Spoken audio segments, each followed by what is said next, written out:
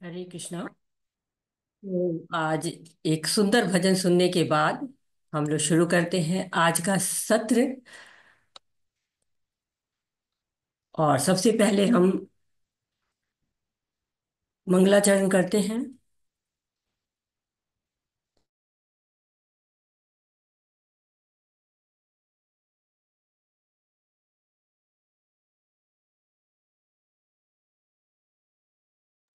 ओम नमो भगवते वासुदेवाय। ओम नमो भगवते वासुदेवाय। ओम अज्ञानातिमिरान्धस्य ज्ञानञ्जनशलाकया चक्षुरुन्मीलितं येन तस्मै श्रीगुरुवे नमः। श्रीचैतन्यमनोभीष्टं स्थापितं येन भूतले स्वयं रूप कदा मह्यं ददाति स्वपदान्तिकम्। वन्देऽहं श्रीगुरु श्रीयुतपदकमलं श्रीगुरून् वैष्णवांश्च श्रीरूपं साग्रजातं सगं रघुनाथ अन्वितं तं सजीवं साद्वैतं सावधूतं परिजनसहितं कृष्णचैतन्यदेवं श्रीराधा कृष्णपादान् सह ललिता श्रीविशाखा अन्वितांश्च। हे कृष्ण करुणा सिन्धु दीनबन्धु जगत्पते गोपेश गोपिका कान्त राधा कान्त नमस्तुते। तप्त कांचन गौरांगी राधे वृंदावनेश्वरी विश्वानुसुते देवी प्रणमामि हरिप्रिये। नमो विष्णुपादाय कृष्णपृष्ठाय भूतले श्रीमति भक्ति वेदांत स्वामिन् इति नामिने। नमस्ते सरस्वती देवे गौरवाणी प्रचारिणे निर्विशेषा शून्यवादी पाश्चात्यदेशतारिणे। जय श्री कृष्ण चैतन्य प्रभु नित्यानंद श्री अद्वैत गदाधर शिवासादि गौर भक्तवृंदा। हरे कृष्णा कृष्ण कृष्ण हरे हरे हरे रामा राम राम हरे हरे। हरे कृष्णा सभी को। शील प्रभुपाद जी के द्वारा शील प्रभुपाद जी की जय हो। हरे कृष्णा। तो जो हमने यात्रा शुरू की है 18 दिनों में भगवत गीता को समझने की, एक तरह से कर्टेन रेजर की तरह से है, पर्दा उठाते हैं हम इन थोड़े से समय में, क्योंकि भगवत गीता तो अथाह है, ज्ञान का सागर है, भगवान की वाणी है। समझने के लिए बहुत बुद्धि चाहिए, बहुत समझाने के लिए, समझने के लिए हर तरह बहुत ज्ञान चाहिए। लेकिन हमारा एक प्रयास है छोटा सा, जिससे हम 18 दिनों में भगवत गीता को समझने की कोशिश करते हैं। और इसके पहले मैं अपने प्रत्येक शब्द को अपने आध्यात्मिक गुरु पूज्य शील प्रभुपाद जी को समर्पित करती हूँ, तथा साथ ही साथ नमन करती हूँ श्री श्री राधा गोविंदा मंदिर के अध्यक्ष नमो निष्ठा दास प्रभु जी को, जो इस ऑनलाइन पाठ्यक्रम के भी जनक हैं। और अपने सारे शिक्षा गुरुओं को, अपने सारे दीक्षा गुरुओं को, सबको नमन करती हूँ। और साथ ही साथ आप सभी भक्तों को पांचांग प्रणाम करती हूँ। और हरे कृष्णा, सभी को हरे कृष्णा। तो आज का जो अध्याय है इसका नाम है श्रद्धा त्रय विभाग योग। आचार्य इसको नाम देते हैं श्रद्धा के विभाग। तो ये जो अध्याय है ये श्रद्धा के बारे में बताती है। जो हम पढ़ रहे हैं लगातार कि प्रकृति के 3 गुण हैं, वो हमारे जीवन में कार्य करते हैं। तो जो प्रकृति के गुण हैं उसी के आधार पर हमारी श्रद्धा भी होती है, हमारा यज्ञ भी होता है, हमारी तपस्या भी होती है। हम तीनों गुणों के अनुसार ही अपने कार्यों को करते हैं। हमारे सारे कार्य इन तीनों गुणों से प्रभावित होते हैं। 16वें अध्याय में हमने जाना कि जो लोग शास्त्रों के अनुसार नियमों का पालन करते हैं उनके अंदर दैवी गुण होते हैं, और जो लोग शास्त्रों के अनुसार नियमों का पालन नहीं करते हैं उनमें आसुरी गुण होते हैं। अब देखिए कि जैसे कि सरकार नियम बनाती है, तो ऐसा थोड़ी ना कि हम सब लोगों ने संविधान पढ़ा हुआ है और संविधान के अनुसार कार्य करते हैं, नहीं।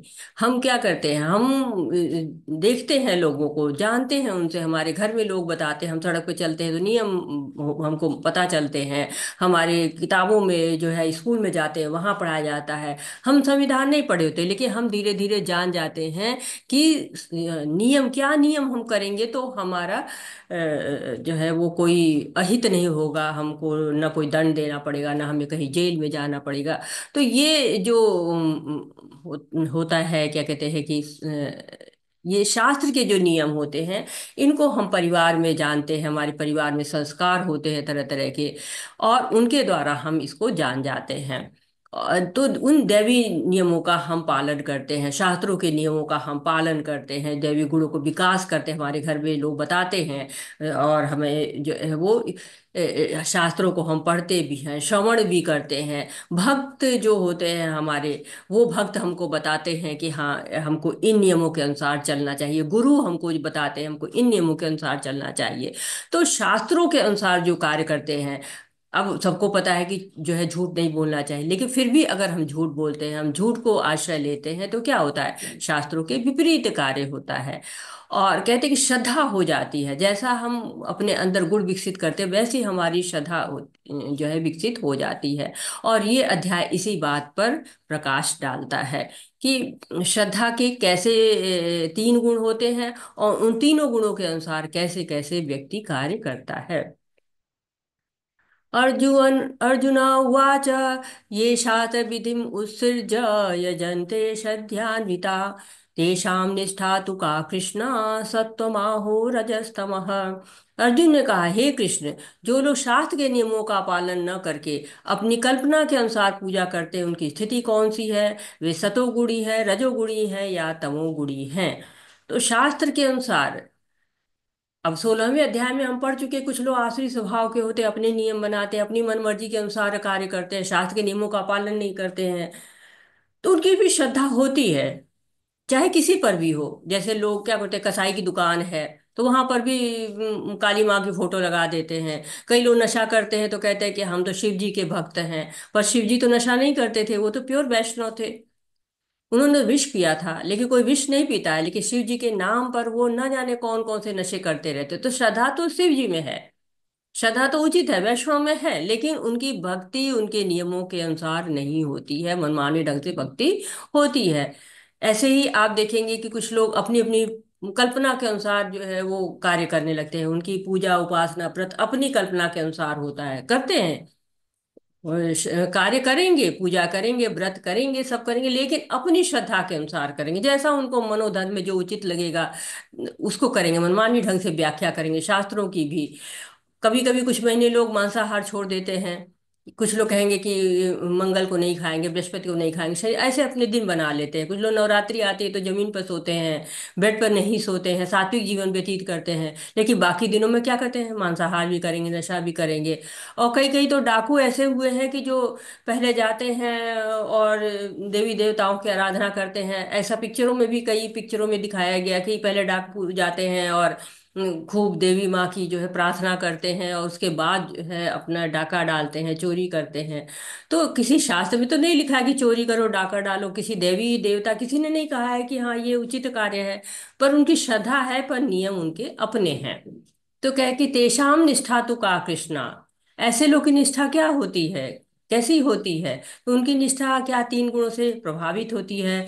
वो सतोगुणी होते हैं, रजोगुणी होते हैं, या तमोगुणी होते हैं? या किस गुण में लोग रहते हैं कि शास्त्र को मानते ही नहीं हैं? अब देखिए, तीनों गुणों का अपना महत्व है, सबके अंदर ये तीनों गुण होते हैं। अगर तमोगुण ना हो तो हम रात दिन जगते ही रह जाएंगे, तो तमोगुण भी चाहिए, रजोगुण भी चाहिए, और सतोगुण भी चाहिए। लेकिन हाँ, जो गुण ज्यादा होते हैं, उस गुण की जिसकी प्रधानता होती है, वो व्यक्ति उसी गुण में रहता है। अब रात दिन तमोगुण में रहेंगे, सोते रहेंगे, तो क्या होगा? वो तो उचित नहीं है ना, वो तो फिर आलस्य प्रमाद छाया रहेगा। यहाँ पे दिखाया गया है कि जो सतोगुण में रहते हैं उनके पास ज्ञान रहता है, वो मुक्ति प्राप्त करते हैं और ब्रह्मन में ब्रह्म के स्तर को प्राप्त करते हैं। जो रजस गुण में रहते हैं वो कर्म करते हैं, कामनाएं उनकी बहुत ज्यादा होती हैं और ऐश्वर्य बहुत चाहते हैं, तो अगर उनके अच्छे कर्म रहे तो वो स्वर्गलोक में जाते हैं। सत्व, शुद्ध सत्व ये सबसे ऊपर होता है, यानी कि सतो रजोगुण को जो पार कर जाते हैं वो शुद्ध सत्व में पहुंच जाते हैं। वो भक्ति करते हैं और उनकी श्रद्धा भक्ति से शुरू, श्रद्धा से भक्ति शुरू होती है और भक्ति से आगे बढ़ते बढ़ते वो प्रेम तक पहुंचते हैं और प्रेम को प्राप्त करके वो कृष्ण तक पहुंच जाते हैं। तो ये एक चार्ट बनाया हुआ है समझने के लिए कि कैसे जो लोग सतोगुण में रहते हैं वो कहाँ पहुंचते हैं, जो रजोगुण में रहते हैं वो कहाँ पहुंचते हैं, जो शुद्ध सतोगुण में रहते हैं वो कहाँ पहुंचते हैं। श्री भगवान उवाच त्रिविधा भवति श्रद्धा देहिना सा स्वभावजा सात्विकी राजसी चैव तामसी चेति ता शृणु। भगवान ने कहा, देहधारी जीव द्वारा अर्जित गुणों के अनुसार श्रद्धा तीन प्रकार की होती है, सतोगुणी, रजोगुणी तथा तमोगुणी। अब इसके विषय में मुझसे कुछ सुनो। तो भगवान बता रहे हैं कि हमारी श्रद्धा तीन गुणों में होती, जो गुण हम अपने अंदर अपनाते हैं, जिन गुणों के अंदर हम कार्य करते हैं, उन गुणों के अनुसार हमारी श्रद्धा होती है। तो बहुत से लोग शास्त्रों के अनुसार कार्य करते हैं, दान करेंगे, तप करेंगे, सब कुछ श्रद्धा जो है शास्त्र के अनुसार करेंगे, तो उनकी जो है वो जो वृत्ति श्रद्धा होती है वो सतोगुणी श्रद्धा होती है। तो जीव प्रकृति में जीव तो कहते हैं कि शुद्ध होता है, परा प्रकृति है जीव, लेकिन प्रकृति में संपर्क में आने के कारण वो प्रकृति के गुणों के अनुसार ही वो कार्य करने लगता है, उसका वैसा ही स्वभाव हो जाता है। और उन्हीं स्वभाव के अनुसार, स्वभावजा, जब स्वभाव के अनुसार ही कार्य करते हैं, हम कोई रहता है तो क्या कहते हैं, अरे उनका तो यही स्वभाव है, ये तो वो इस तरह कार्य करते हैं तो यही उनका स्वभाव है। तो ये स्वभाव कहाँ से आता है, गुणों के अनुसार आता है। हे भरत पुत्र, विभिन्न गुणों के अंतर्गत अपने अपने अस्तित्व के अनुसार एक विशेष प्रकार की श्रद्धा विकसित करता है। अपने द्वारा अर्जित गुणों के अनुसार ही जीव को विशेष श्रद्धा से युक्त कहा जाता है। तो श्रद्धा जो कहा जाता है, मूलतः श्रद्धा वर्ड यूज किया जाता है आपको भक्ति में, जो श्रद्धा होती है प्रबल श्रद्धा होती है, सात्विक कार्यों से उत्पन्न होती है। तो श्रद्धा तो किसी में भी व्यक्ति रह सकता है, बहुत लोग देवताओं में रखते हैं, कुछ लोग भगवान में रखते हैं, कुछ लोग खुद में इतनी श्रद्धा होती है कि खुद को ही भगवान समझने लगते हैं। और साथ ही साथ कुछ लोग की श्रद्धा नेताओं में हो जाती है, किसी की श्रद्धा जो है वो सब अपने अपना अलग अलग ढूंढ लेते। कहते हैं कि जब सेकंड वर्ल्ड वार हुआ था तो उस वक्त एक कंपनी थी, उसको बहुत फायदा हुआ था, तो उसने हिटलर का ही मंदिर बनवा दिया था कि हिटलर के कारण उसको, उसका व्यवसाय बहुत बढ़ गया था उस वक्त। तो उसको वही अच्छा लगने लगा कि नहीं ये तो बहुत अच्छा है, ये तो हम हिटलर का ही मंदिर बनवा देंगे। कई लोगों ने देखा योगी जी का मंदिर बनवाया जिसको उन्होंने तोड़वाया, कोई सचिन तेंदुलकर का बना देता है, कोई अमिताभ बच्चन का बना देता है। तो श्रद्धा ही आधार होती है हर चीज की। जैसे हम ट्रेन में जा रहे हैं तो उस ड्राइवर पर हमारी श्रद्धा होती है कि ये हमें सही जगह पहुंचा जाएगा। हवाई जहाज से जा रहे हैं तो उसके कैप्टन पर श्रद्धा होती है, उसको थैंक यू बोल के निकलते हैं सब लोग कि ये हमें गंतव्य तक पहुंचा देगा। अगर हम बीमार हो जाते हैं तो हमारे डॉक्टर पर श्रद्धा हो जाती है कि ये हमें ठीक कर देगा। अगर श्रद्धा ना हो तो हम उसके पास जाए ही नहीं। तो श्रद्धा कहते हैं कि जो नास्तिक होते हैं उनकी भी होती है। वैसे हम लोग सोचते हैं कि नहीं श्रद्धा तो केवल भक्ति में है, लेकिन भक्ति में बहुत प्योर श्रद्धा, प्रबल श्रद्धा जो भगवान के प्रति होती है उसको वो श्रद्धा होती है भक्ति में। लेकिन कोई विचारधारा है उसी पर लोग की श्रद्धा हो जाती है। तो श्रद्धा सबकी अपने अपने अनुसार श्रद्धा होती है और लोग उसके अनुसार जो है वो कर्म करते हैं। यजन्ते सात्विका देवान् रक्षांसि राजसाः प्रेतान् भूतगणाश्चान्वे यजन्ते तामसा जनः। सतोगुणी व्यक्ति देवताओं को पूजते हैं, रजोगुणी यक्षों और राक्षसों की पूजा करते हैं और तमोगुणी व्यक्ति भूत प्रेतों की पूजा करते हैं। तो यहाँ पे बताया जा रहा है कि हम किस गुण में हैं, हम जिसकी पूजा करते हैं उसके अनुसार हमारा पता चल जाएगा कि हम किस गुण में होते हैं। तो सतोगुणी की जो पूजा होती है वो पूजा भी सात्विक विधि से करता है, बिना स्वार्थ के करता है, बिना भौतिक इच्छा के करता है, और वो सतोगुण में रहता है, इसलिए उसकी पूजा भी सतोगुणी होती है। चाहे वो देवी देवताओं की पूजा करे, चाहे वो सूर्य की पूजा करे, चाहे चंद्रमा की पूजा करे, अंत में धीरे धीरे वो भक्ति करते करते भगवान तक आ जाता है, क्योंकि वो शुद्धि होने लगती है, और शुद्धि होते होते वो जान जाता है कि हमें पूजा के किसकी करनी है, सर्वोच्च कौन है, किसकी पूजा हमें लाभकारी होगी। जो रजोगुणी होती है उनकी बड़ी भौतिक इच्छाएं होती हैं, तो वो अपने लाभ के लिए यक्षों की, राक्षसों की पूजा करने लगते हैं। सांसारिक सुख चाहिए उनको, जो भी दे दे, चाहे अधिकारी दे दे, नेता दे दे, राजा दे दे, जो भी दे दे उसी की पूजा करना शुरू कर देंगे। और हम ये भी देखते, कुछ लोग शमशान में ही धूमि जो है रचा लेते हैं। और होता है ना कि इस रात में, अमावस्या की रात में, और शमशान में बैठ के और न जाने क्या क्या मंत्र तंत्र करते रहते हैं। तो ऐसे भी लोग होते हैं। अभिनेताओं की भी पूजा करेंगे, खिलाड़ियों की भी पूजा करेंगे। तो तमिलगुड़ी लोग होते हैं ना, वो ऐसी पूजा करते हैं जिससे दूसरे को नुकसान पहुंचे। भूत प्रेतों की पूजा करेंगे, काला जादू करेंगे, टोना टोटका करेंगे, न जाने क्या क्या करते हैं। ये तामसिक पूजाएं होती हैं। तो जीव अपने गुणों के अनुसार, अपनी श्रद्धा के अनुसार पूजा करने लगता है। कहते हैं ना कि भावनाओं का कहाँ द्वार होता है, जब मन मिल जाए तो वहीं हरिद्वार होता है। तो ये लोग जिसकी श्रद्धा जहाँ पर होती है, जैसा गुण होता है, उसी के अनुसार वो अपने जो है इष्ट देव चुन लेते हैं।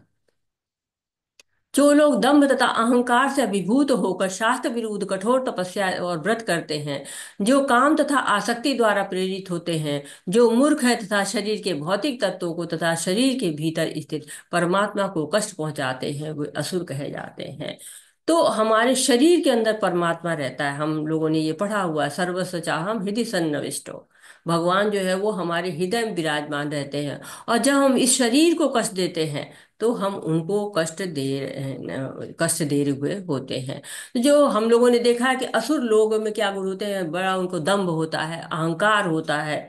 तो उनकी श्रद्धा भी केवल भोगों को प्राप्त करने की होती है। बड़ा घोर परिश्रम करते हैं, धनवान बनना है, बलवान बनना है, और तप करते हैं, और शक्तियां मिल जाती हैं, सिद्धियां मिल जाती हैं, उनके बल पे घमंड करते हैं, अहंकार करते हैं। और इतनी कठोर तपस्या करने के बाद भी वो न जाने कैसी कैसी जो है वो मांग करते हैं। हिरण्यकश्यप को देखिए, क्या अमर बनना चाहते थे, और अंत में क्या हुआ, पल भर में उनका सारा वरदान जो है नष्ट हो गया। एक लोग शरीर को कैसे तपा रहे हैं, दुखा रहे हैं शरीर को, तो ये शरीर के अंदर परमात्मा बैठा है।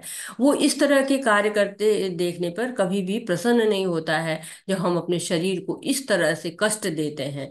शरीर क्या है, हमको शरीर साधन मिला हुआ है कि इसके द्वारा हम भक्ति करें और भगवान के पास पहुंचे। उपवास करते हैं, उपवास करना तो ठीक है, भगवान के लिए काशी का उपवास करने बहुत अच्छे। उप माने होता है कि समीप, और वास माने होता है बैठना। उपवास का मतलब होता है कि हम इन दैनिक कार्यों के में बहुत ज्यादा न उलझें, और भगवान के पास बैठें, शास्त्र पढ़ें, भगवान का नाम जप करें।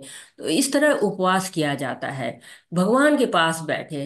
अब अगर हम ब्रह्मा जी की पूजा करते हैं, उनसे कुछ वरदान मांग लेते हैं, जैसे हिरण्यकश्यप ने मांगा, तो क्या हुआ? हिरण्यकशिपु का वरदान इसीलिए फलित नहीं हुआ क्योंकि ब्रह्मा जी खुद ही अमर नहीं है। जो उनके अमर नहीं है तो दूसरे को अमर कैसे बना सकते हैं? हमने पढ़ा है अभी ना कि आ ब्रह्म भुवन लोका पुनरावर्तिनो अर्जुनो माम पोयते कौन्तेय या पुनर्जन्म न विद्यते। तो भगवान ही अमर नहीं है, उनके यहाँ जाके उनके लोक को भी पहुंच जाएंगे तो फिर हमको आना जाना लगा रहेगा। लेकिन भगवान के पास अगर हम पहुंच जाते हैं, तो हमारा पुनर्जन्म नहीं होता है। तो हमें भगवान के पास जाने के लिए, वो हमारा असली धाम है, वहां पर जाने के लिए हमें भक्ति करनी चाहिए। आजकल देखिए लोग के अजीब अजीब सी होते हैं, इच्छाएं होती हैं, और उनके लिए अजीब अजीब सी तपस्याएं करते हैं लोग। अच्छे पति के लिए, अच्छे संतान के लिए, भौतिक भोग के लिए बहुत शरीर को कष्ट देंगे, तपस्या करेंगे। लेट कर परिक्रमा करते हैं लोग, कोयले जो है जला देते हैं, उस पर चलते हैं लोग, पानी में खड़े रहते हैं, एक हाथ ऊपर रखते हैं। और कहीं कहीं तो देखा है हमने कि लोग हंटर खुद को मारते हैं। तो इस तरह की जो पूजा अर्चना तो शास्त्र में कहीं नहीं लिखा है। ऐसा तो कोई शास्त्र में नियम नहीं है कि आप खुद को मारें और अपने अंदर बैठे हुए परमात्मा को भी कष्ट पहुंचाएं। हम भगवान के अंश है ना। हम अपनी जो इतनी लेगेसी हमारी इतनी है ऊंची, उसको हम भूल जाते हैं कि हम अपने आप को कष्ट दे रहे हैं तो भगवान को भी कष्ट हो रहा होगा, हमारे अंदर बैठे परमात्मा को कष्ट होगा। तो इस तरह की तपस्या से भगवान प्रसन्न नहीं होते हैं। और भगवान कहते हैं कि ये जो तपस्याएं होती है असुरों की होती हैं। और हम पढ़ते चले आ रहे हैं कि कलयुग में हरि नाम संकीर्तन सबसे सरल विधि है। भगवान का नाम लेने से हमारा जो है वो उद्धार हो सकता है। कलयुग में नाम ही आधार है। तो नाम ही इति षोडश नाम, जो ये 16 अक्षरों का जो नाम है, इसी से जो है वो सारे कल्मश नष्ट हो जाते हैं। वाल्मीकि जी मरा मरा कह के ही सदगति पा गए। और रावण को कितना समझाया गया, पत्नी ने समझाया, भाई ने समझाया, तब भी वो जो है भगवान की शरण लेने को तैयार नहीं हुआ। जबकि कितनी कठिन तपस्या की उसने, सोने की लंका उसके पास थी, वो सारे धन धान्य ऐश्वर्य उसके पास थे, लेकिन उसने भगवान की शरण को ग्रहण न करके सब कुछ समाप्त कर दिया। तो आसुरी लोग होते हैं, उनकी तपस्या ऐसी होती हैं जो क्षण भंगुर होती हैं, शाश्वत नहीं होती हैं। यहाँ जो देवी देवताओं से वरदान मिलते हैं वो शाश्वत नहीं हो सकते, क्योंकि देवी देवता भी अमर नहीं हैं। उनके वरदान भी उसी तरह से हमेशा के लिए नहीं होते हैं। वो शाश्वतता को नहीं प्राप्त होते। भगवान का जो दिया हुआ वरदान होता है वही शाश्वतता को प्राप्त होता है। कोई पढ़ने के लिए जो है हैंड रेस कर सकता है, अगर पढ़ना चाहेगा तो। हरे कृष्णा।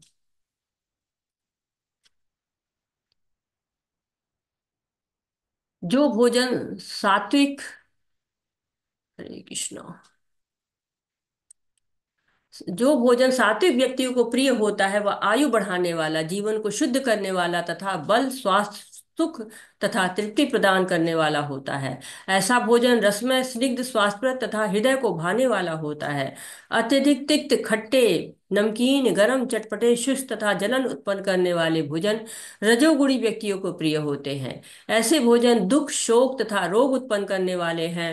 खाने से 3 घंटे पूर्व पकाया गया स्वादहीन, वियोजित तथा सड़ा, जूठा तथा स्पृश्य वस्तुओं से युक्त भोजन उन लोग को प्रिय होता है जो तामसी होते हैं। अब देखिए, भोजन की भी बात की गई है भगवत गीता में, हर तरह की बात की गई है, ताकि हर समस्या का उत्तर है। बस क्या है, हमको समझना है, सुनना है। कैसे सुनना है? जैसे अर्जुन सुन रहे हैं, जैसे अर्जुन समझ रहे हैं, वैसे हमें समझना है। तो ये सब चीजों का उत्तर देता है कि कौन सा भोजन हमें लेना चाहिए। अब देखिए, सबको भोजन तो सबके लिए जरूरी है, बिना भोजन के तो कोई रह नहीं सकता है। और भोजन से क्या होता है, हमें तृप्ति मिलती है, हमारा संतुष्ट होते हैं, भूख समाप्त होती है, ये कारण है। लेकिन खाना होना क्यों चाहिए, भोजन होना कैसे चाहिए? जो हमें आयु को बढ़ा दे, हमारा रोग कम कर दे, हमें पोषण दे, हमें संतुष्टि दे। तो कहते हैं कि मन शुद्ध हो जाए तो आहार भी शुद्ध हो जाता है। जो ऐसा आहार करिए जो कि शुद्ध करे मन को। ऐसा नहीं कि मुंह से बदबू आ जाए, अपच हो, बेचैनी हो, ऐसे लगे कि पेट में आग लग गई है, ऐसा नहीं, आंसू आए, ऐसा भोजन नहीं करना चाहिए। तो भोजन तो बहुत आवश्यक है, भोजन के बिना तो कोई रह ही नहीं सकता। और देखिए कि एक अच्छा खासा व्यवसाय है स्वाद का। इतनी रेसिपी है, इतने शेफ है, इतनी जगह रेस्टोरेंट है, होटल है। क्यों? क्योंकि मन को संतुष्टि मिले, तृप्त हो। तो सभी लोग अपने मन का खाना खाना पसंद करते हैं। अब सतोगुणी का भोजन दूसरी तरह का होता है, रजोगुणी का भोजन दूसरी तरह का होता है, तमोगुणी का भोजन दूसरी तरह का होता है। अगर हम भोजन भी देख के तो हम बता सकते हैं कि ये व्यक्ति सतोगुणी है कि रजोगुणी है कि तमोगुणी है। अब डॉक्टर भी देखिए बताते हैं कि हाँ, आप ये बीमार है तो आपको ये भोजन करना चाहिए। मन यानी कि भोजन जो है आपके शरीर को स्वस्थ रखने में सहायक है, मन को शुद्ध रखने में सहायक है, मन को स्वस्थ रखने में सहायक है। तो जो लोग सतोगुणी लोग होते हैं वो ऐसा भोजन खाना चाहते हैं जो हमारे मस्तिष्क को शुद्ध रखे, हमारे अंदर गलत विचार ना आए, भावनाएं हमारी अच्छी हों, तृप्ति प्रदान करे, आयु को बढ़ाए, स्वस्थ रखे। तो ऐसे भोजन चाहते हैं, तृप्ति भी मिलती है उनसे। क्योंकि जैसे दाल है, चावल है, सब्जी है, फल है, गुड़ है, ये क्या है, तृप्तिदायक भी होता है, शरीर को भी स्वस्थ रखता है। ऐसा भोजन जो है वो सतोगुणी भोजन कहलाता है। और कहा गया अत्यधिक तिक्त, खट्टे, नमकीन रजोगुणी भोजन है ये। जो रजोगुणी भोजन कैसा होता है कि शुरू में बड़ा अच्छा लगता है परंतु बाद में कष्ट प्रदान करता है। कह सकते हैं ना, बीमारियों का घर होता है। जैसे फास्ट फूड खाते हैं, चाट, पकौड़े, कोल्ड ड्रिंक, पिज्जा, बर्गर, ना जाने एक लंबी चौड़ी लिस्ट है जो कि बीमारियों का कारण होती है। अब खा लिया आज तो पेट में दर्द है। अगर हम भगवत गीता के नियम को फॉलो करें तो शरीर स्वस्थ रहेगा। तो हम भक्त हैं या नहीं, शरीर तो सबको अच्छा चाहिए ना, उसके लिए तो आवश्यक है कि भगवत गीता को अपने जीवन में उतारिए। और इससे भौतिक लाभ तो होगा ही, साथ ही आध्यात्मिक लाभ भी होगा। डॉक्टर कहते हैं ना कि सादा खाना खाइए, सुपाच्य खाना खाइए, और भगवत गीता में भी यही कहा जा रहा है, भगवान हमसे कह सात्विक भोजन करिए। तमोगुणी भोजन क्या होता है? शास्त्रों के विरुद्ध होता है। बहुत से लोग समझते हैं कि मांस मदिरा तक ही तमोगुणी भोजन सभी मतलब होता है कि हम मांस नहीं खाएंगे, मदिरा नहीं पिएंगे, और कुछ अखाद्य वस्तुएं नहीं खाएंगे तो ये तमोगुणी भोजन है। परंतु जो सतोगुणी भोजन है, चाहे रजोगुणी भोजन है, वो भी तमोगुणी हो सकता है। उसमें भी तमोगुणी चीजें आ सकती हैं। कैसे? 3 घंटे पूर्व पकाया गया, अगर 3 घंटे से ज्यादा रहता है तो उसमें धीरे धीरे तमोगुण आना शुरू हो जाता है। साथ ही साथ जो है बासी हो गया है, सड़ गया है, रखा हुआ है काफी दिन से, मतलब काफी देर से वो रखा हुआ है, जूठा हो गया है, अशुद्ध हो गया है, किसी बीमार ने छू लिया, किसी जानवर ने छू लिया, खा लिया, तो क्या होगा? इस तरह का भोजन अगर आप ध्यान नहीं देंगे, कोई पैरों से जो है चल गया उधर से, धूल के कण उसके पैरों से आके जो है गिर सकते हैं, तो तमोगुणी हो जाता है भोजन। तो इस तरह से बहुत लोग क्या करते हैं कि खाना ढकते ही नहीं है। आप देखिए कि रास्ते में बहुत सी चीजें ऐसे बिकती हैं जिनमें मक्खियां मच्छर कीट आदि बैठते हैं, तो ये भोजन भी तमोगुणी हो जाता है। कहते हैं ना ऐसा भोजन नहीं करना चाहिए, बीमार पड़ जाओगे। हम बच्चों को डांटते हैं ऐसे नहीं खाओ, बीमार पड़ जाओगे। कई कई जो है जगह जाइए जहाँ बहुत गंदगी से खाना बनाया जाता है, वहां पर भी क्या होता है? तमोगुणी हो जाता है भोजन। तो हमें जानवर नहीं बनना है, जानवर को नहीं पता होता है क्या खाना है। और जानवर को तब भी हमसे ज्यादा समझदार है कि अगर शेर के सामने रोटी रख दो तो नहीं खाएगा, गाय के सामने मांस रख दीजिए नहीं खाएगी, या कोई भी जानवर अपने पेट से ज्यादा नहीं खाता है। मनुष्य को तो जो है, अरे अच्छा आज पार्टी है तो आज इतना खाएंगे कि बिल्कुल तबीयत ही खराब हो जाए। तो वो मनुष्य खाते ही चला जाता है, मन को भाया खा लिया, क्या क्यों पेट क्यों दर्द कर रहा है? इसलिए कि बड़ा अच्छा खाना बना था, खा लिया, मन ही नहीं भर रहा था और खाते गए खाते। कहते हैं ना कलयुग में खा के मरेंगे, कम खाकर कोई मरेगा ऐसा नहीं, शास्त्रों में लिखा हुआ है कि कलयुग जब आ जाएगा, प्योर कलयुग, जो है लोग खा खा के ही मरेंगे। और हम देख भी रहे हैं कि फूड पॉइजनिंग के कितने केसेस जो है वो आते हैं हॉस्पिटल्स में। तो जो तमोगुणी लोग होते हैं, निम्न जो है गुण वाले होते हैं, वो लोग कुछ भी खा लेते हैं। जो मध्यम लोग होते हैं वो जीभ के लिए खाते हैं कि हमारी जीभ तो आज तो अभी हमने ये खा लिया, दोपहर में क्या खाएंगे, फिर शाम को क्या खाएंगे, रात को क्या खाएंगे, उनका हमेशा जो है मेनू तैयार रहता है ये खाना, जैसे कि केवल जीभ ही जो है पूरा जीवन हो जाता है उनके लिए। लेकिन जो सतोगुणी लोग होते हैं वो शरीर के लिए खाते हैं। तो जो सर्वोच्च लोग शरीर और मन के लिए खाते हैं, जो उससे भी सतोगुणी से भी ऊपर जाने लगते हैं, वो शरीर और मन के लिए खाते हैं, भोग खाते हैं, अर्पित किया हुआ खाते हैं, यज्ञ का बचा हुआ खाते हैं। जैसे कि हमने तीसरे अध्याय में पढ़ा था कि हमको अर्घ, यज्ञ में जो अर्पित किया जाता है प्रसाद, वही खाना चाहिए, वही हमको पापों से मुक्ति दिलाता है। और जो लोग इंद्रिय सुख के लिए खाते हैं, वो निश्चय ही पाप खाते हैं। नारद मुनि की कहानी यहाँ मुझे याद आ रही है कि नारद मुनि दासी पुत्र थे। उनके यहाँ जो संत थे वो हमेशा आते थे, संत लोग। तो नारद मुनि की जो माता जी थी उनको सेवा मिली हुई थी कि साधु लोग को भोजन बना के खिलाने की। तो वो हमेशा खाना बनाती थी और उनको खिलाती थी, यही सेवा थी उनकी, वही दासी का कार्य करती थी। ये दासी पुत्र थे। अब ये भी सहयोग देते थे माँ के कार्य में। तो वो जो बच जाता था, जो साधु लोग छोड़ते थे थाली में, तो वो पूछ के उनसे वो खा लेते थे। यही खाते खाते इतना ज्यादा उनका जो है मन शुद्ध हो गया, इतना विचार शुद्ध हो गए, इतना भगवान की भक्ति उनको आ गई कि भगवान ने उनको दर्शन दिए और फिर उनको भक्ति का जो है रास्ता बताया, और फिर उन्होंने भक्ति करके देवर्षि का पद प्राप्त कर लिया। इतना उनकी भक्ति उच्च स्तर की हो गई। तो हमारा प्रयास होना चाहिए कि हमेशा भगवान का भोग लगा के खाएं। यदि ऐसा संभव नहीं हो पा रहा कि आप हर टाइम भगवान का भोग लगा ले, कुछ भौतिक संसार के कुछ व्यस्तताएं हैं, तो आप कम से कम 1 या 2 समय निर्धारित कर ले कि उस वक्त हम भोग लगा ही खाएंगे।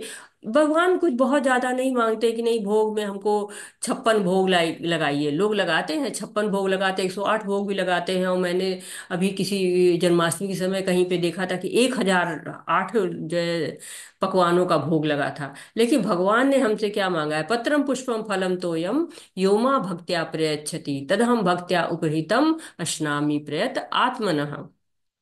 तो कृष्ण को भोग लगा के ग्रहण करिए, आपके जीवन में परिवर्तन अवश्य आएगा। क्या आप लोग में से कोई ऐसा है जो भोग लगाता है? चैट में लिख सकते हैं आप, या बता सकते हैं। हरे कृष्णा। अगर आपको कोई भोग लगाते हैं, और अगर नहीं लगाते हैं तो अवश्य लगाइए, मैं आपके चैट में पढ़ूंगी जब कुछ देर बाद।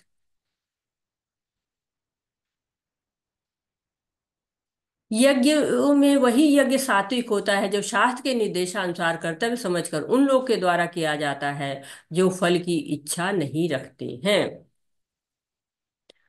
तो कह रहे हैं कि यज्ञ किया जाता है, सभी लोग यज्ञ करते हैं, ज्यादातर लोग, लेकिन कोई ना कोई उद्देश्य से यज्ञ करते हैं लोग।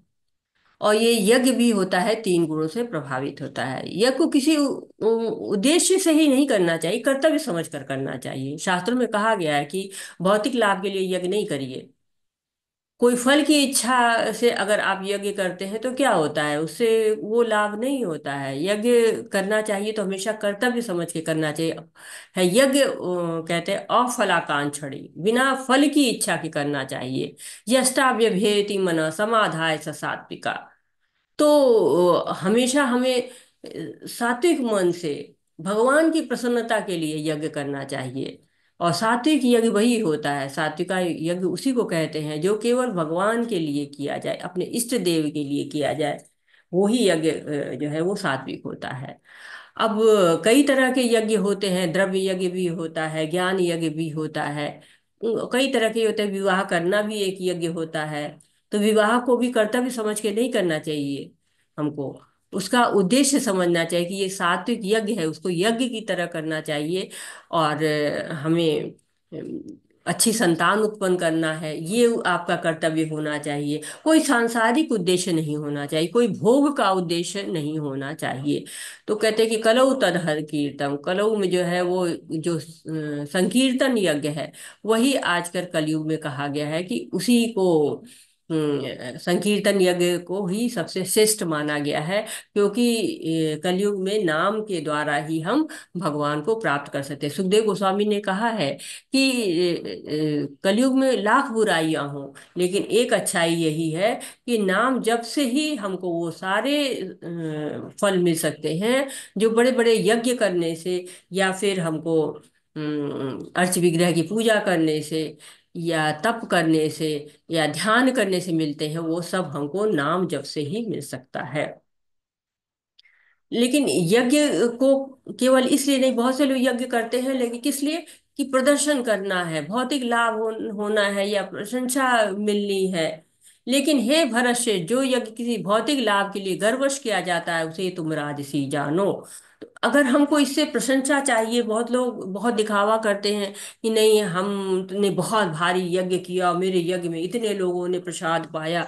तो ये गर्व नहीं होना चाहिए, या कोई भौतिक लाभ होना चाहिए कि हमारी नौकरी लगवा दो, हमें संतान मिल जाए, हमारी पत्नी मिल जाए, पति मिल जाए। इस तरह के किसी भौतिक लाभ के लिए जब कोई यज्ञ होता है तो उसे रजोगुणी यज्ञ माना जाता है। जो यज्ञ जो यज्ञ शास्त्रों के निर्देशों की अवहेलना करके प्रसाद वितरण किए बिना, वैदिक मंत्रों का उच्चारण किए बिना, पुरोहितों को दक्षिणा दिए बिना तथा श्रद्धा के बिना संपन्न किया जाता है, वह तामसी माना जाता है। तो जो भी यज्ञ कर रहे हैं वो राजसी यज्ञ है या तामसी यज्ञ है या सात्विक यज्ञ है, कैसे समझेंगे हम? क्योंकि अगर हमारा जो वो यज्ञ भगवान के लिए है तो सात्विक है, प्रदर्शन के लिए है तो राशि यज्ञ है। क्यों राशि यज्ञ में हम प्रदर्शन करते हैं, धन मिले, प्रशंसा मिले, मान मिले, सम्मान मिले। लेकिन जो तामसी यज्ञ होते हैं वो आदेशों के अनुसार नहीं, तो जो शास्त्रों में आदेश देते हैं, जो गुरु आदेश देते हैं, जो भगवान आदेश देते हैं, उनके अनुसार नहीं होते। उससे क्या होता है, न सिद्धि मिलती है, न ही परम गति मिलती है। तो तामसिक यज्ञ में न सही मंत्र का उच्चारण होता है, न ही पुरोहित होते हैं, न दक्षिणा दी जाती है, न प्रसाद वितरण होता है। भोग ही नहीं लगता तो प्रसाद वितरण कैसे होगा? तो इस तरह का जो यज्ञ होता है उसमें श्रद्धा नाम की चीज नहीं होती है। और वही कहते हैं अपने मन से जो भी होता है वो अपने मन से कुछ भी कार्य करते रहते हैं। जैसे कि आप देख रहे हैं कि ये भस्मासुर है, अब इसने अपना यज्ञ किया, बहुत मेहनत की, जो है यज्ञ करता जा रहा है। और शिव जी का भक्त था, बहुत तपस्या कर रहे, शिव जी नहीं आ रहे हैं, तो अपने अंगों को काट काट के हवन कुंड में डालने लगा। जब केवल गला बच गया तो उसको भी काटने जा रहा था। अब ये तो महान मूर्खता है, भगवान इस तरह के शास्त्र में तो नहीं कहते कि तुम अपना शरीर काट काट के हवन कुंड में डालो। गला काट देंगे तो तपस्या कैसे करेंगे? तो शिव जी प्रकट हो जाते हैं, तो वरदान मांगता है कि मैं जिसके सर पे हाथ रखूं वो भस्म हो जाए। अब शिव जी ने दे दिया वरदान। अब शिव जी के वरदान देने के बाद वहां पार्वती जी खड़ी, उसके मन में आया कि देखे पहले ट्राई तो कर ले कि जो है ये वरदान इनका चलता भी है कि ऐसे ही दे दिया है इन्होंने। तो सोच रहे कि बस शिव जी को भस्म कर दूं और पार्वती जी को अपने साथ लेके चल दूं। तो ये इस तरह के लोग क्या करते हैं कि दूसरों को कष्ट देने के लिए या कुछ अहित करने के लिए कार्य करते हैं। ये लोग जो तमोगुणी होते हैं, वो हमेशा अपनी तपस्या का जो वरदान पाएंगे उसका भी दुरुपयोग करते रहते हैं। तो कलयुग में केवल भगवान के नाम का ही संकीर्तन यज्ञ करना चाहिए, क्योंकि भगवान कहते हैं कि यज्ञा नाम जपो यज्ञोस्मि, यज्ञों में मैं जप हूँ। जितने भी यज्ञ हैं उनमें जो है पवित्र हरि नाम कीर्तन को कहा गया है, भगवान ने कहा वो मैं हूं, हमने पढ़ा है पीछे के अध्यायों में।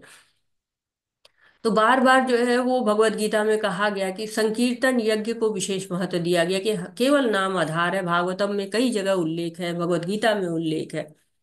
देवद्वैज गुरु प्राज्ञ पूजनम शौचम आर्जवम ब्रह्मचर्यम अहिंसा च शरीरम तप उच्यते। परमेश्वर, ब्राह्मणों, गुरु, माता पिता जैसे गुरुजनों की पूजा करना तथा पवित्रता, सरलता, ब्रह्मचर्य और अहिंसा ही शारीरिक तपस्याएं हैं।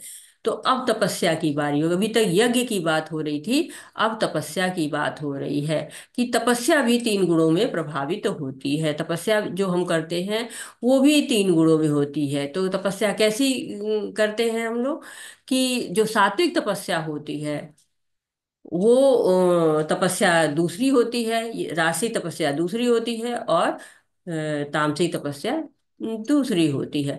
यहाँ पर बताया गया है कि शरीर की तपस्या के बारे में बात की जा रही है, कि मनसा वाचा कर्मणा से जो तपस्या होती है, पहले शरीर की तपस्या की बात कर रहे हैं, जो शरीर से की जाती है। तो भगवान की, गुरु की, माता पिता की सेवा करना, ब्रह्मचर्य का पालन करना, अहिंसा का पालन करना, शरीर को शुद्ध और सरल बनाए रखना, ये सारी तपस्याएं कैसे होती हैं? शरीर के द्वारा की जाती हैं। तो ये एक तपस्या, मतलब शरीर की तपस्या के बारे में यहाँ पर वर्णन किया गया है। अनुद्वेगकरं वाक्यं सत्यं प्रीहित च यत स्वाध्यायाभ्यसनं चैव वाङ्मय तप उच्यते।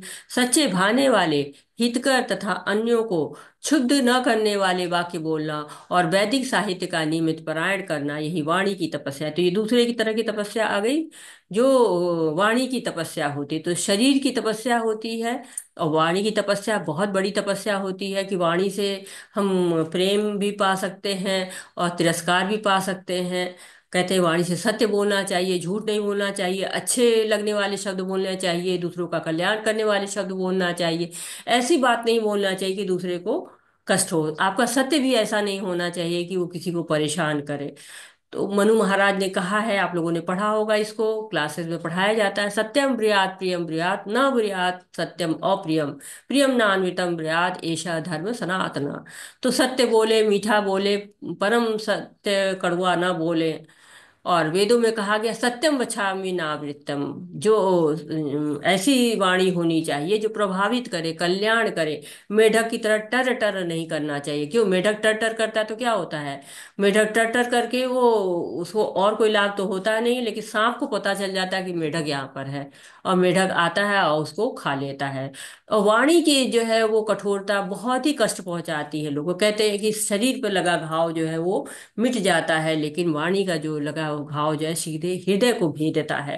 हृदय की जो है वो तार तार कर देता है। कहते हैं कि मेरा तो उनसे दिल ही टूट गया, उन्होंने मुझको ऐसी बात बोल दी कि मेरा दिल टूट गया।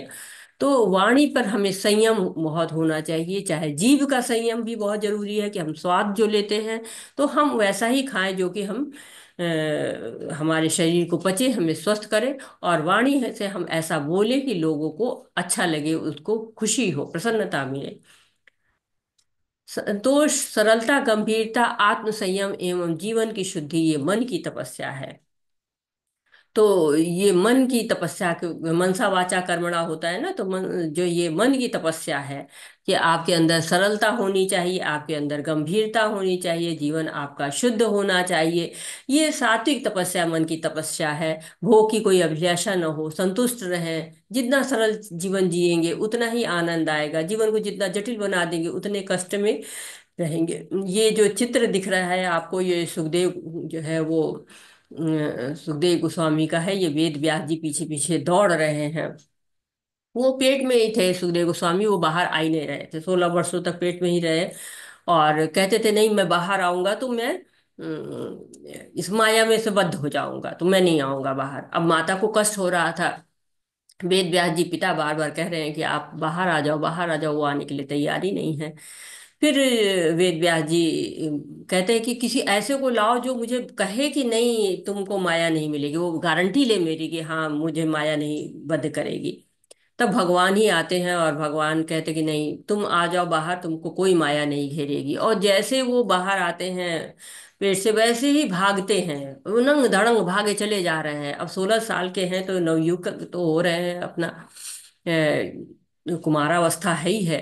दौड़ रहे हैं, पीछे पीछे वेद व्यास जी दौड़ रहे हैं। जब दौड़ते दौड़ते सुखदेव गोस्वामी जा रहे हैं तो रास्ते में ये तालाब है, तालाब में नवयुवतियां नहा रही थी। तो जब सुखदेव गोस्वामी जा रहे हैं, अब वो यंग है तब भी दौड़ते चले जा रहे हैं नंग धड़ंग, तो जो है उनको कोई फर्क नहीं पड़ा, वो आराम से नवतियां नहा रही हैं। पीछे पीछे वेद व्यास जी दौड़ते पुकारते चले आ रहे सुखदेव जी को। तो सारी जो रहती हैं वहाँ युवतियां, वो अपने कपड़े ठीक करने लगती हैं। जैसे होता है ना, बड़े बूढ़े होते हैं, हम अपना कपड़ा ठीक करने लगते हैं कि हम कहीं गलत न दिख रहे हो, वैसे ही वो ठीक करने लगती हैं अपने आप को। और तो वेद व्यास जी कहते हैं कि मैं तो बूढ़ा हूँ, मुझे देख के तुम लोग जो है कपड़े डाल रहे हो। और जबकि वो यंग लड़का जो है वो जा रहा था दौड़ता हुआ, तो तुम लोग को कोई फर्क नहीं पड़ा। उन्होंने कहा कि देखिए, ये सुखदेव गोस्वामी क्या है, इनको जो हमारा शरीर है वो केवल आत्मा का वस्त्र दिखाई दे रहा है। वो हमें एक युवती की नजर से नहीं देख रहे हैं। लेकिन आप एक गृहस्थ हैं, और आप जो है वो भले बूढ़े हो गए हैं लेकिन आपको गृहस्थी का भान है, इसलिए जो है वो हम आपसे शरीर को ढक रहे हैं। तो ये यहाँ पर वो चित्र दिखा रहे हैं। श्रद्धया परया तप्तं तपस्थ त्रिविध नरे, अफलाकांक्ष भी युक्ते सात्विकं परिचच्छते। भौतिक लाभ की इच्छा न करने वाले तथा केवल परमेश्वर में प्रवृत्त मनुष्यों द्वारा दिव्य श्रद्धा से संपन्न यह 3 प्रकार की तपस्या सात्विक तपस्या कहलाती है।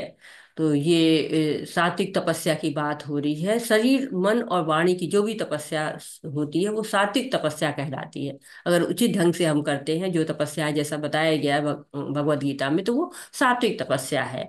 और भगवान के भक्त जो है, जब भगवान को प्रसन्न करना चाहते हैं तो वो वैसी ही जो है तपस्या करते हैं। भौतिक लाभ की इच्छा नहीं करते हैं, भगवान में श्रद्धा होती है, और वो सात्विक तपस्या को करते हैं। यहाँ पे देखिए, वृंदावन की परिक्रमा हो रही है, मायापुर की परिक्रमा हो रही है, गोवर्धन की परिक्रमा हो रही है। ये सारी परिक्रमाओं को दिखाए। परिक्रमा क्या होती है? भगवान के लिए जो है वो शरीर को तपस्या की जाती है, वो परिक्रमा, ये सात्विक तपस्याएं हैं। सत्कारमान पूजाथ तपोदम्भेन चैव यत् क्रियते तदिहं प्रोक्तम राजसं चलम ध्रुवम। जो तपस्या दंभ पूर्वक तथा सम्मान सत्कार एवं पूजा कराने के लिए संपन्न की जाती है वह राजसी है, रजोगुणी कहलाती है। वह न तो स्थायी होती है न शाश्वत होती है।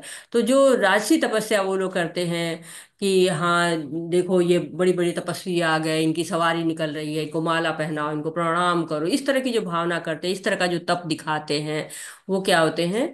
वो फलदायी नहीं होते, या जो फल उनका मिलता है भी है तो वो स्थायी नहीं होता है, शाश्वत नहीं होता है। भगवान जानते हैं सब किस नियत से, कहते हैं ना नियत कहा जाता है, या किस चाहना से आप कार्य कर रहे हैं, तो भगवान को वो सब जान जाते हैं। मूढ़ग्राहेण मानो यत् पीड़या क्रियते तपः परस्योत साधनार्थम वा तताम समुदाहितम। मूर्खतावश आत्म उत्पीड़न के लिए या अन्यों को विनष्ट करने या हानि पहुंचाने के लिए जो तपस्या की जाती है वह तामसी कहलाती है। तो जो तमोगुण के अंदर जो भी तपस्या करते हैं वो स्वयं के लाभ के लिए भी नहीं करते। रजोगुणी तो कम से कम स्वयं के लिए तपस्या करते हैं। हरे कृष्णा। हाँ जी। हरे कृष्ण, म्यूट हो जाए प्लीज। तो जो सतोगुणी होते हैं वो भक्ति के लिए तपस्या करते हैं, और रजोगुणी होते हैं वो खुद के लिए तपस्या करते हैं, और तमोगुणी दूसरे को हानि पहुंचाने के लिए तपस्या करते हैं, तो खुद को भी कष्ट देते हैं, दूसरों को भी कष्ट देते हैं। और देखिए कि कितने लोग हुए हैं कि कितने दूसरों को कष्ट पहुंचाने के लिए कितनी तपस्या कर डालते हैं।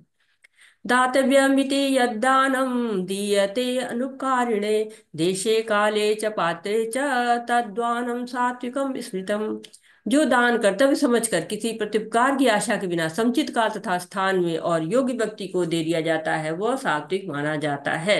तो अब दान की बात हो रही है कि दान कहाँ दीजिए, उचित परिस्थिति में दीजिए, उचित लोगों को दीजिए।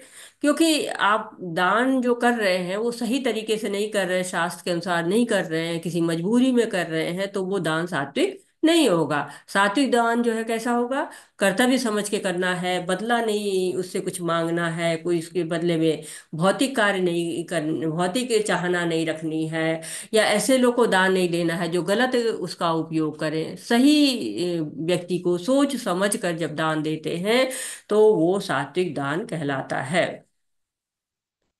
यहाँ पर नंद बाबा जो है भगवान की जब जन्म हुआ है तो लोगों को दान दे रहे हैं, तो इस तरह का दान सात्विक दान है। यत् प्रत्युपकारार्थं फलम् उद्दिश्य वा पुनः दीयते च परिक्लिष्टं तद्दानं राजसं स्मृतम्। किंतु जो दान प्रत्युपकार की भावना से या कर्म फल की इच्छा से या अनिच्छा पूर्वक किया जाता है वह रजोगुणी कहलाता है। तो इस तरह का दान आपने कोरोना में बहुत देखा होगा कि लोग किसी को कुछ देते थे तो पहले फोटो खिंचवा लेते थे। तो इस तरह का दान जो है वो राजसी दान कहलाता है। अदेश काले यद्दानं पात्रेभ्यश्च दीयते असत्कृतं व ज्ञातं तथा समुदाहितं। तथा जो दान किसी अपवित्र स्थान में अनुचित समय में किसी अयोग्य व्यक्ति को या बिना समुचित ध्यान ध्यान या आदर से दिया जाता है वह तामसी कहलाता है। तो दान देने में ये नहीं होना चाहिए कि नहीं नहीं हम जो है वो सुपीरियर है और हम तुमको दान दे रहे हैं, इस तरह का नहीं होना चाहिए। बल्कि जो है सम्मान पूर्वक देना चाहिए, लेकिन दान का स्थान पवित्र ना हो, समय सही नहीं हो, व्यक्ति ऐसा हो अब आप पैसा दे रहे हो जाके उससे आतंकवाद फैलाए या फिर उससे जाके नशा करे, तो इस का जो है वो कार्य नहीं करना चाहिए। अब आपने किसी के अस्पताल का खर्चा उठाया, आप सोच रहे हैं मैं बहुत परोपकार रहा हूँ, बहुत अच्छा कार्य कर रहा हूँ, अगर वो डाकू है तो क्या होगा, आपका दान गलत जगह पे चला गया। कुछ लोग झूठ बोल के लेते हैं कि मंदिर बनवाएंगे, भंडारा करेंगे, वो पैसा कहीं अनुचित कार्य में करते हैं, नशा कर लेते हैं। तो या फिर आप दान दे रहे हैं, किसी कोई भूखा लग रहा है या पानी चाहिए किसी को या औषधि चाहिए, आप उसको आज भूख लगी उसको 3 दिन में बाद खाना दे रहे हैं, तो क्या होगा, वो उचित समय नहीं है। तो उचित समय से देना है, अनादर भाव से किसी को भोजन करा रहे हैं तो ये आ जाते हैं रोज रोज जो है खाने के लिए, इस तरह अवज्ञा पूर्वक या अनादर पूर्वक नहीं जो है देना चाहिए दान। सृष्टि के आदिकाल से ओम तत्सत ये 3 शब्द परम ब्रह्म को सूचित करने के लिए प्रयुक्त होते हैं, प्रयुक्त किए जाते हैं। ये तीनों सांकेतिक अभिव्यक्तियां ब्राह्मणों द्वारा वैदिक मंत्रों का उच्चारण करते समय तथा ब्रह्म को संतुष्ट करने के लिए यज्ञों के समय प्रयुक्त होती हैं। ओम तत्सत ये छांदोग्य उपनिषद से लिया गया है। आप लोगों ने हो सकता है कि सुना हो कि जब भी कोई तपस्या करता है, यज्ञ करता है, दान करता है, तो वो ओम तत्सत की भावना से करना चाहिए। ऐसा कहा जाता है कि ओम तत्सत की भावना से करना चाहिए, क्योंकि जो श्रद्धा होती है उसके अनुसार हम तपस्या करते हैं, यज्ञ करते हैं, दान करते हैं, तो ये जो तीनों गुण हमारे होते हैं उनके अनुसार हम करते हैं। तो अगर हमको सतोगुण से शीघ्र जो है वो शुद्ध सतोगुणी बनना है, गुणातीत बनना है, तो हमें क्या करना चाहिए, ओम तत्सत की भावना से दान करना चाहिए, तपस्या करनी चाहिए, यज्ञ करना चाहिए। ओम तत्सत कौन है, परम सत्य भगवान के लिए कहा गया है, परम पुरुष के लिए सारे जो हमारे कार्य समर्पित होना चाहिए। जो हम कहते हैं जो भी कार्य करिए भगवान को समर्पित करिए, तो कैसे समर्पित होता है, जब हम उसको ओम तत्सत की भावना से कहते हैं। तो यहाँ ओम की बात की जा रही है। ओम आपने सुना होगा, ओंकार भगवान का ही नाम होता है। जैसे भगवान के बहुत सारे नाम होते हैं, तो हम जो भी दान तब करें ओम पहले। जो भी शास्त्रों में आपको देखिए मंत्र वगैरह हैं सब क्या ओम से शुरू होते हैं। जैसे हम लोग मंगलाचरण करते हैं, ओम अज्ञानातिमिरांधस्य, भगवान ने जो है 10वें अध्याय में कहा, ओम प्रणव सर्ववेदेषु, वेदों में मैं ओंकार शब्द हूँ। और क्या कि वेदो पवित्रो मांकारा ऋक् साम यजुरेव च, तो ओम शब्द भगवान को संबोधित करता है।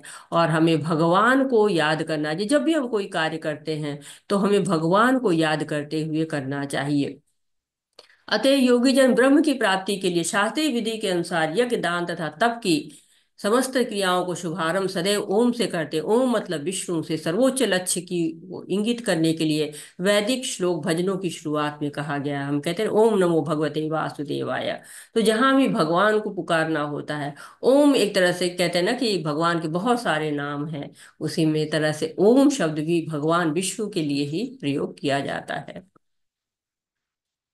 मनुष्य को चाहिए कि कर्मफल की इच्छा के लिए विभिन्न विविध प्रकार के यज्ञ तथा दान को तत् कहकर संपन्न करे। ऐसी दिव्य क्रियाओं का उद्देश्य भव बंधन से मुक्त होना है। तो तत् शब्द का प्रयोग, पहले ओम शब्द के बारे में बताया गया, फिर तत् शब्द का बारे में बताया गया है कि तत् का अर्थ होता है कि जो भी कार्य हम करें वो भगवान के लिए करें, भगवान की प्रसन्नता के लिए करें।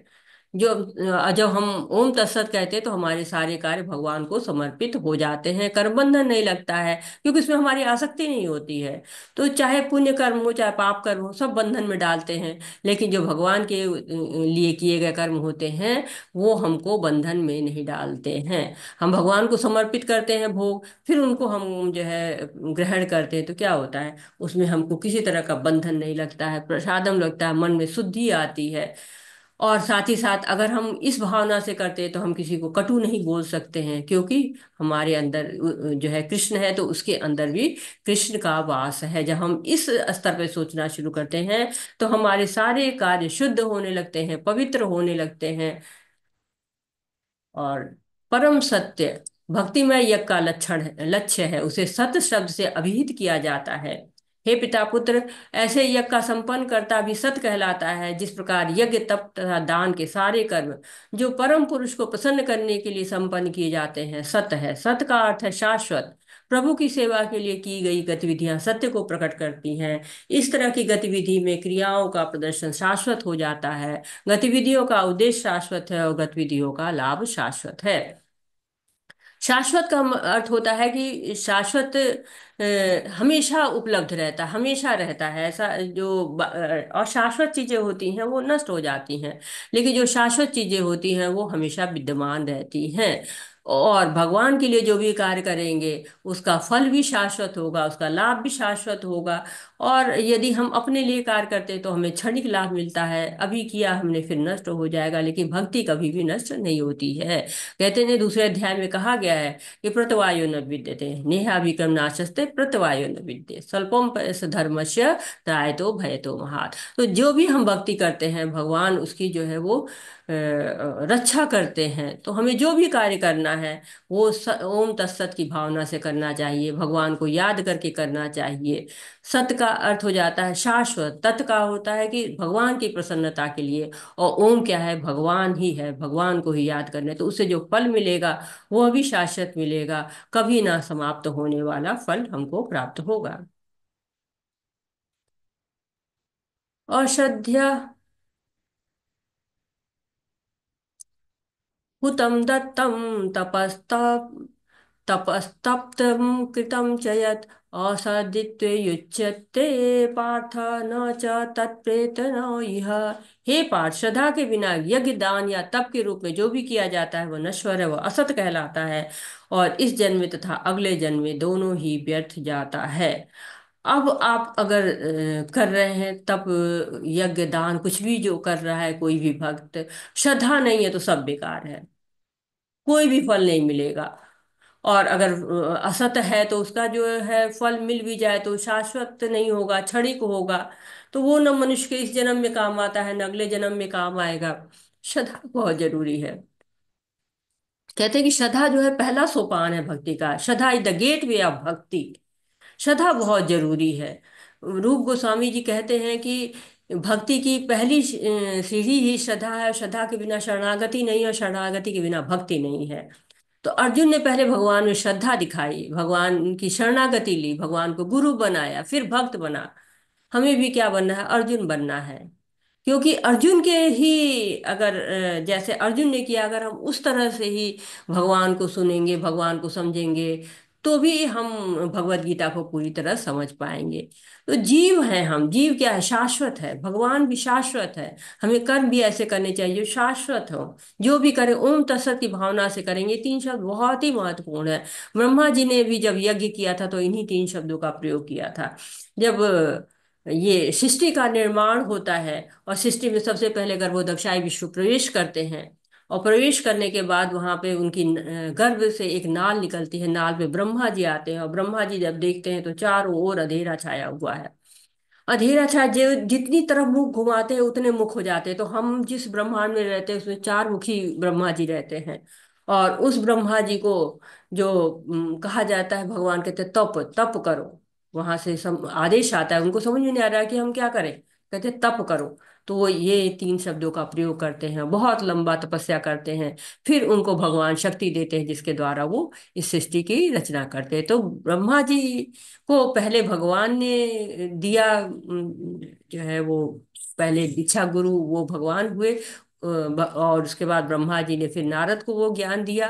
और सबसे पहले गुरु कौन हुआ था, भगवान कृष्ण हुए, उन्होंने ब्रह्मा जी को ज्ञान दिया और ब्रह्मा जी ने नारद को दिया। और उसी परंपरा से हम भी पा रहे हैं इस ज्ञान को। तो समझिए कि इस ज्ञान का छोटा सा हिस्सा हम भी है। हमको अपने गर्व करना चाहिए कि हम इतने महान परम पिता श्री कृष्ण के वो शिष्य की तरह से, शिष्य परंपरा से, गुरु परंपरा से हम आ रहे हैं।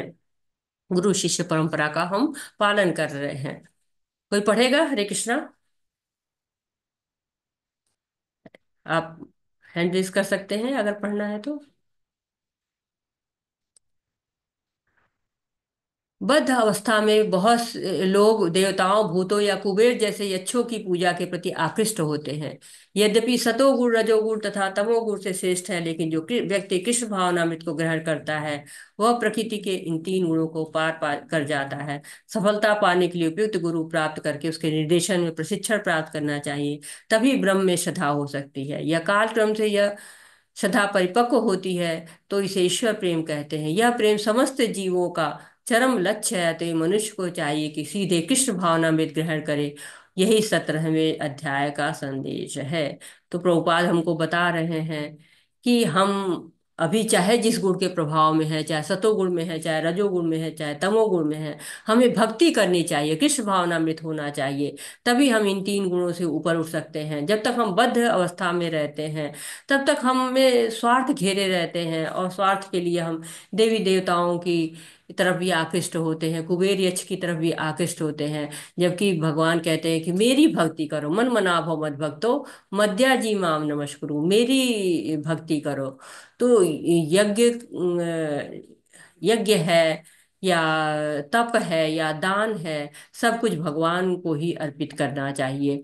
और सतोगुण से कहते हैं कि सतोगुण, रजोगुण तथा तमोगुण से श्रेष्ठ है। तो सबसे श्रेष्ठ सतोगुण है, लेकिन जो कृष्ण भावनामृत होता है वो इससे भी ऊपर उठ जाता है, सतोगुण से भी ऊपर उठ जाता है। तो ये 17 जो अध्याय है क्या कह रहा है?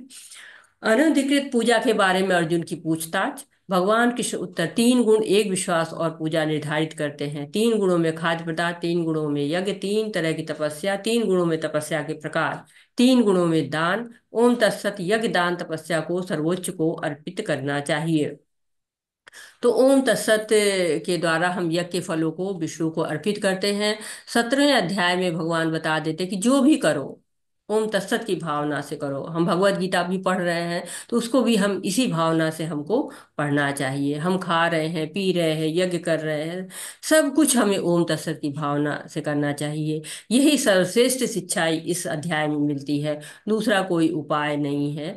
भगवान के प्रति अगर आपकी श्रद्धा नहीं है, अश्रद्धा है, असत है, तो हमें कोई स्थायी लाभ नहीं मिल सकता। एक तरह से आप ये समझ लीजिए कि भगवत गीता का समापन हो रहा है। लेकिन प्रश्न ये है कि अगर 17वें अध्याय से अगर भगवत गीता समाप्त हो रही तो 18वां अध्याय क्यों है? तो आचार्य कहते हैं कि अर्जुन के सारे प्रश्नों के उत्तर अभी तक आ गए हैं। परंतु कुछ ऐसा है जो 18वें अध्याय में लिखा है। क्या लिखा है वो हम कल पढ़ेंगे।